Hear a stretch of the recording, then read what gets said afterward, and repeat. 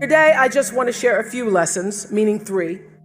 The three lessons that have had the greatest impact on my life have to do with feelings, with failure, and with finding happiness.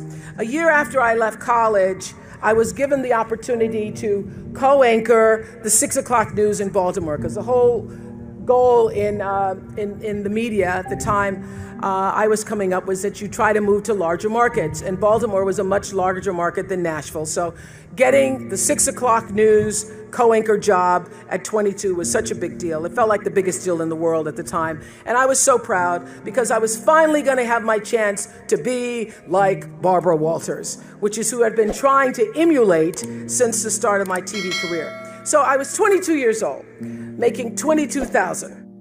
And yet it didn't feel right. It didn't feel right. The first sign was when they tried to change my name. The news director said to me at the time, "Nobody's going to remember Oprah, so we want to change your name. We've come up with a name we think that people will remember and people will like. It's a friendly name, Susie."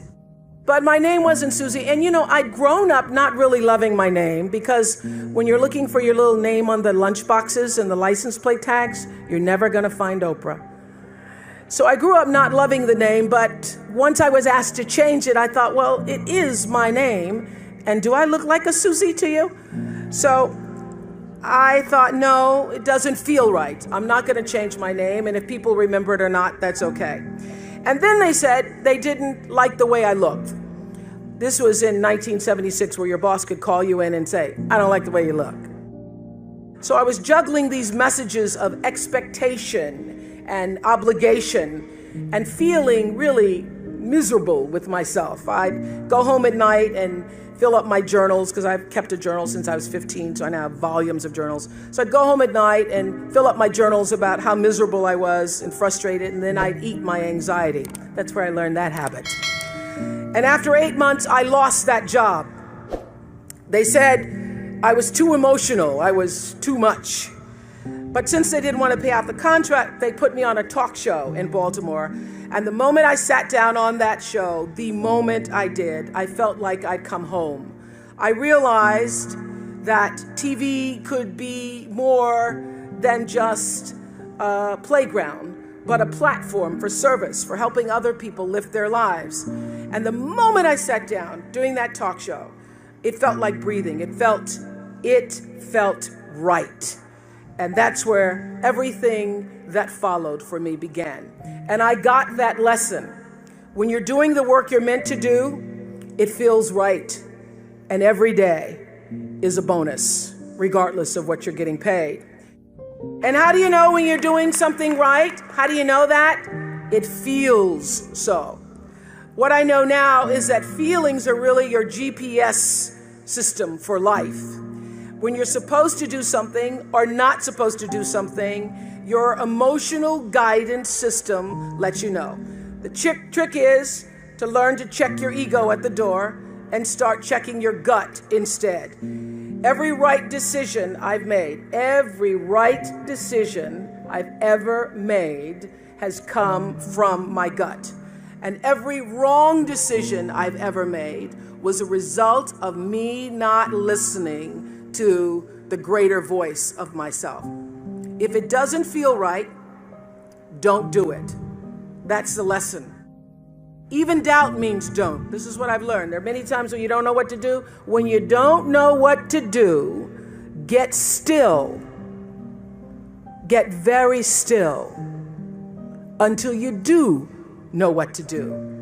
And when you do get still and let your internal motivation be the driver, not only will your personal life improve, but you will gain a competitive edge in the working world as well.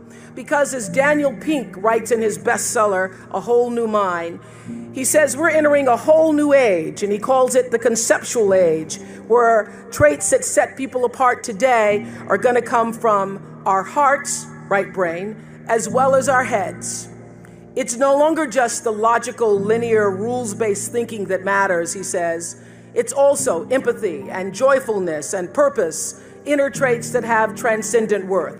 These qualities bloom when we're doing what we love. So when we're involving the wholeness of ourselves in our work, both our expertise and our emotion. So I say to you, forget about the fast lane. If you really want to fly, just harness your power to your passion. Honor your calling. Everybody has one. Trust your heart, and success will come to you. So lesson 1, follow your feelings. If it feels right, move forward. If it doesn't feel right, don't do it. Now I want to talk a little bit about failings, because nobody's journey is seamless or smooth. We all stumble. We all have setbacks. If things go wrong, you hit a dead end, as you will. It's just life's way of saying, time to change course. So ask every failure. This is what I do. Every failure, every crisis, every difficult time, I say, what is this here to teach me? And as soon as you get the lesson, you get to move on. If you really get the lesson, you pass and you don't have to repeat the class. If you don't get the lesson, it shows up wearing another pair of pants or skirt to give you some remedial work. And what I found is that difficulties come when you don't pay attention to life's whisper, because life always whispers to you first. And if you ignore the whisper, sooner or later, you'll get a scream.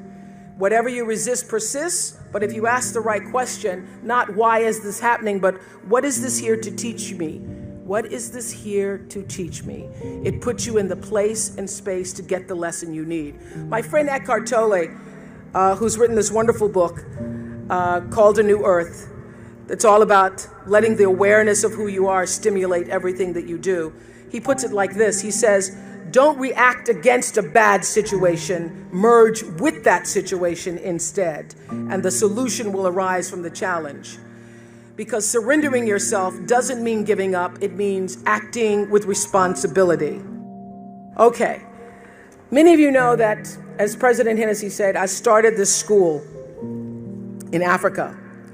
And I founded the school where I'm trying to give South African girls a shot at a future like yours.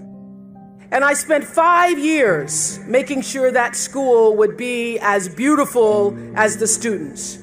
I wanted every girl to feel her worth reflected in her surroundings. So I checked every blueprint, I picked every pillow, I was looking at the grout in between the bricks, I knew every thread count of the sheets, I chose every girl from the villages, from 9 provinces, and yet last fall I was faced with a crisis I'd never anticipated. I was told that one of the dorm matrons was suspected of sexual abuse. Well, that was, as you can imagine, devastating news. First I cried, actually I sobbed for about a half an hour, and then I said, let's get to it. That's all you get, is a half an hour. You need to focus on the now, what you need to do now. So I contacted a child trauma specialist. I put together a team of investigators. I made sure the girls had counseling and support. And Gail and I got on a plane and flew to South Africa. And the whole time I kept asking that question, what is this here to teach me? And as difficult as that experience has been, I got a lot of lessons. I understand now the mistakes I made because I had been paying attention to all of the wrong things. I built that school from the outside in, when what really mattered was the inside out. So it's a lesson that applies to all of our lives as a whole. What matters most is what's inside. What matters most is the sense of integrity, of quality, and beauty. I got that lesson. And what I know is that the girls came away with something too. They've emerged from this more resilient and knowing that their voices have power. And their resilience and spirit have given me more than I could ever give to them, which leads me to my final lesson, the one about finding happiness. Not a small topic, this is, finding happiness. But in some ways, I think it's the simplest of all. Gwendolyn Brooks wrote a poem for her children. It's called Speech to the Young, Speech to the Progress Toward. And she says at the end, live not for battles won, live not for the end of the song, live in the along. She's saying, like Eckhart Tolle, that you have to live for the present. You have to be in the moment. Whatever has happened to you in your past has no power over this present moment, because life is now.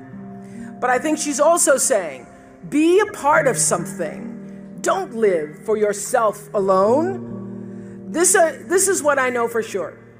In order to be truly happy, you must live along with, and you have to stand for something larger than yourself, because life is a reciprocal exchange. To move forward, you have to give back. And to me, that is the greatest lesson of life.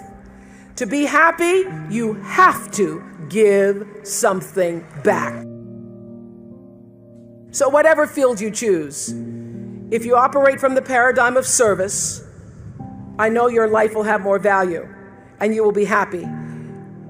I was always happy doing my talk show, but that happiness reached a depth of fulfillment, of joy that I really can't describe to you or measure when I stopped just being on TV and looking at TV as a job and decided to use television, to use it and not have it use me, to use it as a platform to serve my viewers.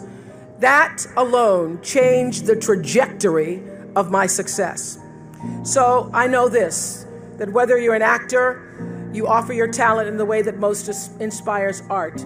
If you're an anatomist, you look at your gift as knowledge and service to healing. Whether you've been called, as so many of you here today, getting doctorates and other degrees, to the profession of business, law, engineering, humanities, science, medicine. If you choose to offer your skills and talent in service, when you choose the paradigm of service, looking at your life through that paradigm, it turns everything you do from a job into a gift.